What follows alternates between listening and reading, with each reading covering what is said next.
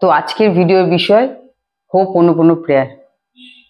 নমস্কার বন্ধুরা, কেমন আছেন সবাই? হোপোনোপোনো এমন একটি ম্যাজিক্যাল প্রেয়ার যা লক্ষ লক্ষ মানুষের জীবন কিন্তু একদম বদলে দিয়েছে।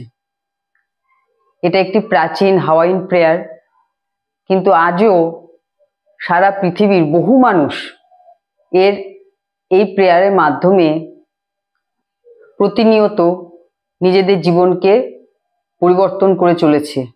কারণ এই প্রেয়ার আমাদের সমস্ত নেগেটিভিটিকে ক্লিয়ার করে। হোপোনোপোনো কথার অর্থ হচ্ছে সংশোধন করা।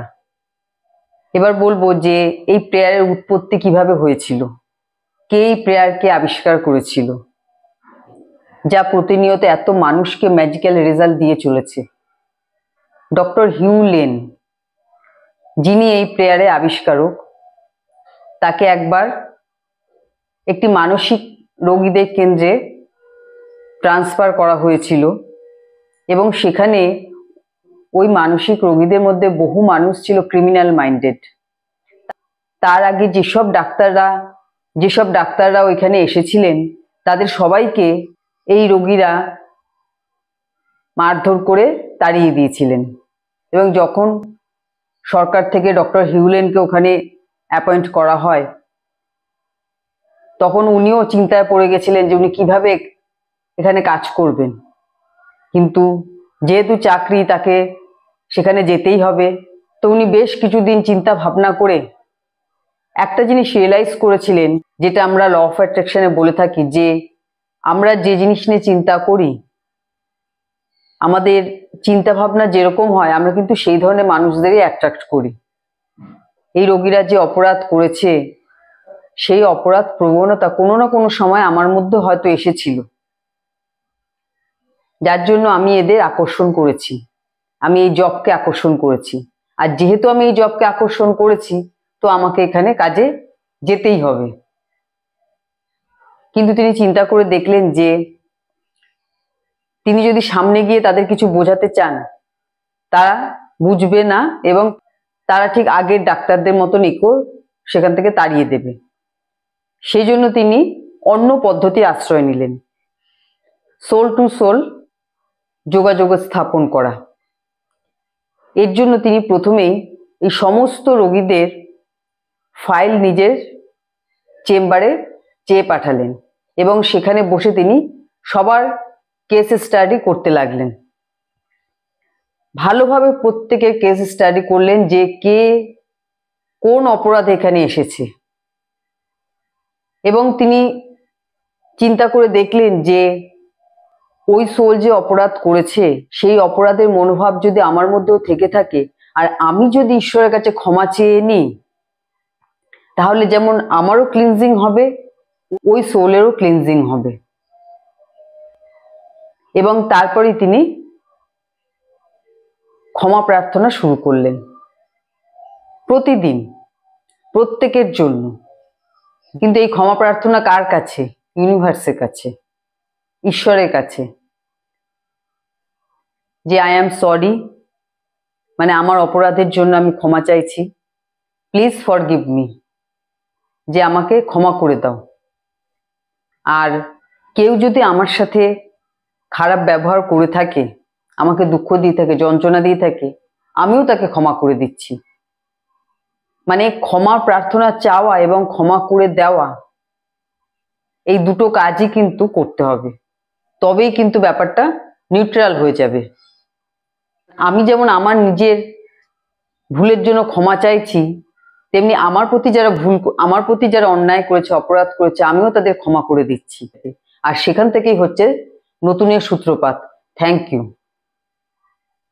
যে আমাকে ক্ষমা করে দেওয়ার জন্য থ্যাংক ইউ। আর যেহেতু নতুনের সূত্রপাত হয়েছে, সেহেতু তার পরের লাইন হচ্ছে আই লাভ ইউ। চারটে সিম্পল লাইন, সহজ সরল লাইন, কিন্তু তার ম্যাজিক্যাল রেজাল্ট। তো ডক্টর হিউলেন প্রতিদিন এই ক্ষমা প্রার্থনা করতে লাগলেন এবং করতে করতে একটা সময় দেখা গেল যে তার নিজের মধ্যে একদম চেঞ্জ এসে গেছে। তার মধ্যেও যে ফল্টগুলো ছিল, সেগুলো যেমন ক্লিয়ার হয়ে গেছে, পাশাপাশি ওই জেলের অন্যান্য লোকরা দেখলো যে ওই অপরাধীরাও আস্তে আস্তে সুস্থ হয়ে যাচ্ছে। এবং তারা তো বুঝে উঠতে পারছিল না যে ডাক্তার তো একবারও এদের কাছে আসেনি, তাহলে এরা কি করে সুস্থ হচ্ছে। এবং তারা ধীরে ধীরে সবাই সুস্থ হয়ে গেছিল। তারপরে এই বিষয়টা চারিদিকে ছড়িয়ে পড়ে এবং এর নাম হয় হোপোনোপোনো হাওয়াইয়ান প্রেয়ার। এবং তারপর থেকে সবাই এই প্রেয়ারকে নিজেদের জীবনের যে কোনো সমস্যার কে সলভ করার জন্য, ক্লিয়ার করার জন্য কাজে লাগিয়ে এসেছে। এবং আজও সারা পৃথিবীব্যাপী এই প্রেয়ারটি খুবই জনপ্রিয়তা আছে এবং প্রতিনিয়ত মানুষের উপকারিতা পাচ্ছে। তবে এক্ষেত্রেও একটা কথা বলে রাখা দরকার যে সহজ সরল 4টে লাইন, কিন্তু যখন এটা বলতে হবে মনের মধ্যে সেই ভাব রাখতে হবে, সেই ফিলিংসটা আনতে হবে। যে এরকম না যে 108 বার বলে যাচ্ছি আর এদিকে ভাবছি কখন এখান থেকে উঠবো, চা খাবো বা অন্য কোনো কাজ করব। এরকম করলে কিন্তু হবে না।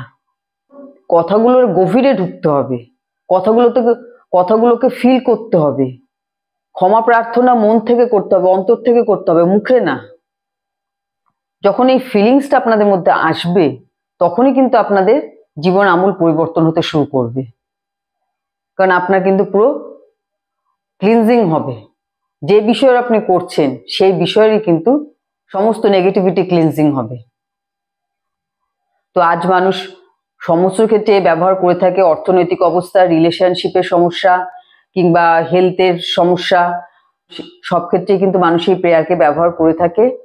তো আপনারা আপনাদের জীবনের যে কোনো সমস্যার ক্ষেত্রে এই প্রেয়ারকে একবার মন থেকে গ্রহণ করুন এবং প্রতিনিয়ত প্র্যাকটিস করুন এবং দেখুন কি ম্যাজিক্যাল রেজাল্ট পান। 4টে লাইন, যে ক্ষেত্রে সমস্যা সেই সমস্যাকে সামনে রেখে সেই সমস্যার কথা চিন্তা করে ইউনিভার্সের কাছে, ঈশ্বরের কাছে এই প্রার্থনা করুন যে I am sorry, please forgive me, thank you and I love you. Simple 4টে লাইন। কারণ একটা জিনিস সবসময় মনে রাখবেন যে ক্ষেত্রেই আপনি সাফার করছেন তার পেছনের কোনো না কোনো কারণ আছে। যদি অর্থনৈতিক সমস্যা হয় তাহলে এই লাইফেই হয়তো আগে আপনি অর্থকে যথাযথ সম্মান দেননি, অর্থকে নষ্ট করেছেন, অর্থের সম্বন্ধে খারাপ কথা বলেছেন, তার জন্য আপনাকে আজ অর্থনৈতিক সমস্যা পড়তে হয়েছে। নয়তো পাস্ট লাইফে আপনি অর্থকে মূল্য দেননি, যার জন্য আজ অর্থনৈতিক সমস্যা পড়তে হয়েছে। একইভাবে রিলেশনশিপ, হেলথের সমস্যা, চাকরি বাকরির সমস্যা, এই সব কিছুর ক্ষেত্রেই কিন্তু অনেক সময় দেখা যায় যে পাস্ট লাইফে আমরা হয়তো এই জিনিসগুলো মূল্য দিইনি, যে জিনিসটা আমরা ইজিলি পেয়ে গেছি। কারণ আমাদের একটা বেসিক নেচার হচ্ছে যে জিনিসটা আমরা সহজে পেয়ে যাই আমরা সেই জিনিসটার মূল্য দিই না, তার জন্য ঈশ্বরকে ধন্যবাদ জানাই না। তার ফলে সেই পরের লাইফে সেই জিনিসটা আমাদের অনেক কষ্ট করে পেতে হয়, হয়তো সারা জীবন কষ্ট করেও পাওয়া যায় না। যদি আমাদের সেই জিনিসের প্রতি আমাদের যদি অতিরিক্ত অবহেলা থাকে, তো সেই খারাপ কর্মকে রিলিজ করার জন্য, ক্লিয়ার করার জন্য কিন্তু এই প্রেয়ার করা হয়। তো আপনাদের জীবনে যে ক্ষেত্রেই সমস্যা আছে তার জন্য মনে রাখবেন যে আপনারা নিজেরাই দায়ী, অন্য কেউ কিন্তু দায়ী না। তো আমাদের এই ভালো থাকার জন্য নিজেদের ক্লিনজিং করতে হবে। এবং যখন আমরা নিজেরা ভেতর থেকে ভালো থাকবো তখন আমাদের চারপাশে সবকিছু কিন্তু আপনা আপনি ভালো হয়ে যাবে। আপনার মধ্যে যখন পজিটিভ এনার্জি ভরে যাবে, শুধু পজিটিভিটি থাকবে, তখন আপনি কিন্তু সেই সব আপনার চারপাশে যত নেগেটিভ লোক আছে, নেগেটিভ এনার্জি আছে, সবকিছু আপনি আপ গায়েব হয়ে যাবে। আপনি খালি পজিটিভ লোকদেরই আকর্ষণ করবেন, পজিটিভিটিকেই জীবনে আকর্ষণ করবেন। তো এই যে প্রেয়ার, এই প্রেয়ারটা নিজের ক্লিনজিং এর জন্য, নিজের জীবনের যে কোনো সমস্যাকে ক্লিন করার জন্য এবং অন্যকে ক্লিনজিং করার জন্য ব্যবহার করতে পারেন। খুব শক্তিশালী একটি প্রেয়ার। এবার অনেকেই বলে যে 108 বার করতে, তো আমি বলবো যে সেরকম কোনো নিয়মের মধ্যে আবদ্ধ না হয়ে যতক্ষণ আপনি মন থেকে, অন্তর থেকে করতে পারবেন ততক্ষণ করুন।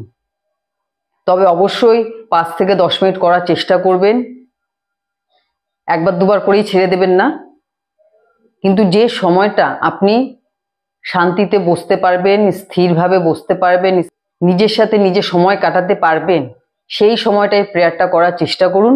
এবং যতক্ষণ আপনার মন ভালো লাগে, যতক্ষণ আপনার করতে ভালো লাগে, ততক্ষণ একটানা করুন এবং 100% এর রেজাল্ট পাবেন। যারা সত্যি ভালোবেসে এই প্রেয়ার করেছে তারা প্রত্যেকে কিন্তু রেজাল্ট পেয়েছে। তো আপনারা অবশ্যই এই রেজাল্ট পাবেন। বিশ্বাসের সাথে করবেন, ভালোবেসে করবেন। কতদিন করতে হবে এইরকম কোনো জিজ্ঞাসা রাখবেন না। আপনার যতদিন ইচ্ছা করতে থাকুন, যতদিন আপনার ভালো লাগে করতে থাকুন। যখন যে সমস্যা আসবে সেই সমস্যাকে রিলিজ করার জন্য করতে থাকুন, ঠিক আছে? আর কে কিরকম রেজাল্ট পেলেন অবশ্যই কমেন্টে জানাবেন। তো আজকের ভিডিও এখানেই শেষ করছি। সবাই ভালো থাকবেন, সুস্থ থাকবেন। নমস্কার।